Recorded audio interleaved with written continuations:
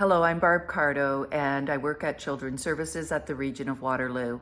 I'm co-chair of the CYPT Steering Committee, and I work alongside Garanka Vukovic from Conestoga College. I'm going to share with you two focus areas of the Steering Committee over the past 6 months. The first area comes with the re-emergence of Smart Waterloo Region. The Steering Committee has been planning and working hard on figuring out what the best relationship might be for the CYPT to work with Smart Waterloo Region. We know if we align ourselves well, we can raise the profile of children and youth in Waterloo Region beyond the traditional service sectors. At the same time, we can advance technological solutions and maintain the integrity of our collective and our focus on belonging. The second area I want to tell you about comes with the Youth Impact Survey. As we anticipate with excitement for the results of that survey, the steering group has been connecting with adults and with youth on ways we might disaggregate the data. This will be the first time that we have access to information that will provide us with data about how children and youth who are Indigenous, racialized, or Black are experiencing living in Waterloo Region. The steering committee has their sleeves rolled up and are excited about the work ahead and how this can all move the belonging work forward.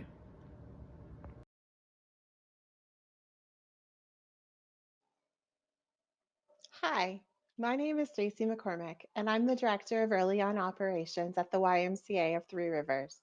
I am also the co-chair of the Communications Advisory Team with Margie McLean.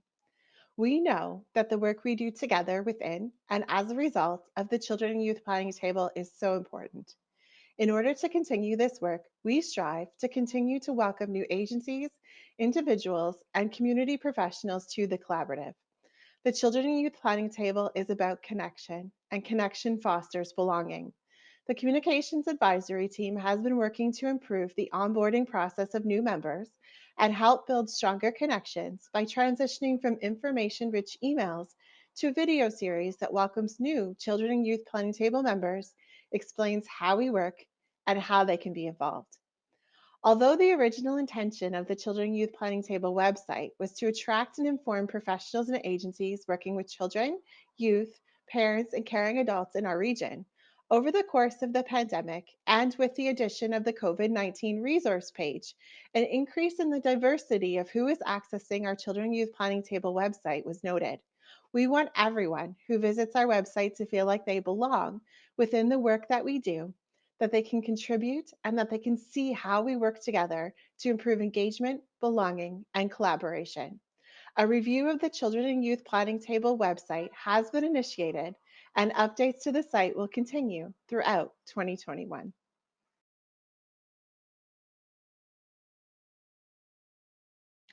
Hello everyone, my name is Muhammad Hassan from Horizon Family and Community Services. I co-chair CYPT Data Research and Evaluation Team with Jessica Deming. I'll quickly reference here 3 key areas the data team has been working on for the last 6 months. We continue working on shared measurement framework on UNICEF Canada 9 dimensions on child and youth well-being for better common understanding and better tracking of child and youth well-being indicators. Another area of focus directly connected to the shared measurement framework is the collection of high-quality data on child and youth well-being in Waterloo region. For example, we have been helping the Youth Impact Survey in our community by providing support in question selection, data disaggregation, and ideas for qualitative input. We have also been supporting initiatives on community-based research and evaluation and program-level data collection. Thank you.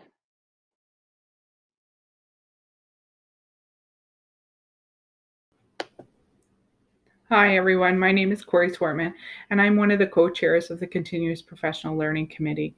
I'm very fortunate to co-chair alongside Leslie Barbell and Sylvia Condam, and together we're very excited to work with the expertise of the committee. Over the past 6 months, all members of the committee have supported 2 successful professional learning opportunities.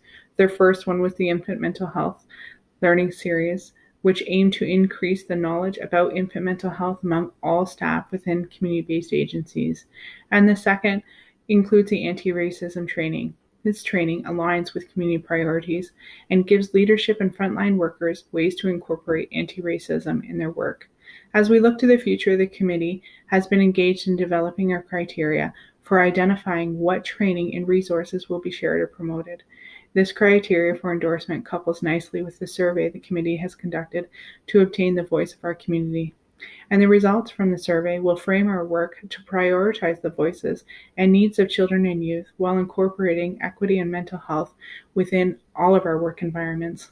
Together, the Continuous Professional Learning Committee continues to engage learners in meaningful and impactful experiences that advance equitable practices, social inclusion, and healthy development.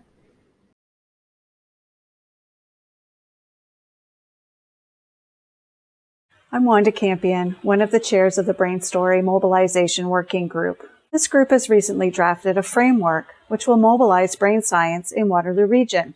3 key areas have been identified as a focus for this work: planning, communication, and learning.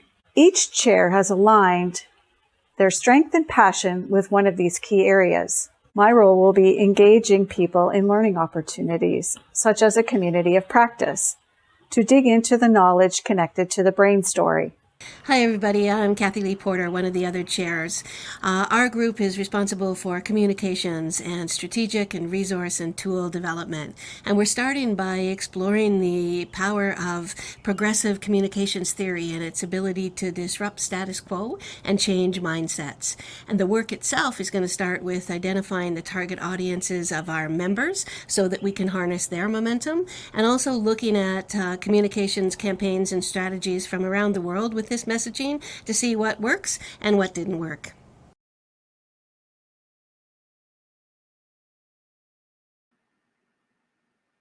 Hello, my name is Karen Spencer, and I am from Family and Children's Services. I have the pleasure of co-chairing the Child and Family subgroup with Barb Cardo from the region of Waterloo. Our group has been meeting since the beginning of the pandemic, and we certainly see the value in sharing information with one another and also having the opportunity to look at gaps in our community and try to fill those gaps. One of the things that we've been really focused on is ensuring that the service providers around the table are using and encouraging other organizations to use the Family Compass website. This is our one-stop shop kind of idea to ensure that all of the services and supports that are available to children and families at this time during the pandemic are available on Family Compass. We also recently heard a presentation from the Waterloo Region School Board on their trauma-informed practices. They shared their 5 trauma principles with us, and we have been discussing how we can be using those principles across all of our organizations so that children and families can receive a consistent message. It's a real pleasure to be working together and serving this community at this time.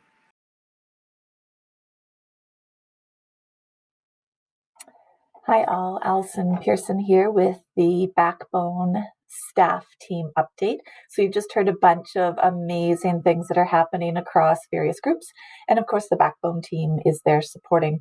In addition, though, we need to talk about, if we're talking about the last 6 months, there's some other key things. There's things like something you may have heard of called the Youth Impact Survey. I know so many of you have been promoting, and on the Backbone team, it's an all hands on deck process over the last several weeks and the preceding months. So that includes the promotion, all those materials that were pulled together to help with promoting and sharing about the survey, and hiring of our 3 amazing youth connectors. Then another key piece is related to equity. Some of you will have participated in the Anti-Racism 102 that we offered in collaboration with Immigration Partnership. We've also been changing practices on the back end with things like recruitment. We've also been working with our other community collaboratives on standardizing demographic questions and how we ask that. And the final update I'll share with you, of course, you might remember the annual survey that we led over the month of January, and then use those results to put together an annual report. So that's a bit about what's also happening on the Backbone team end.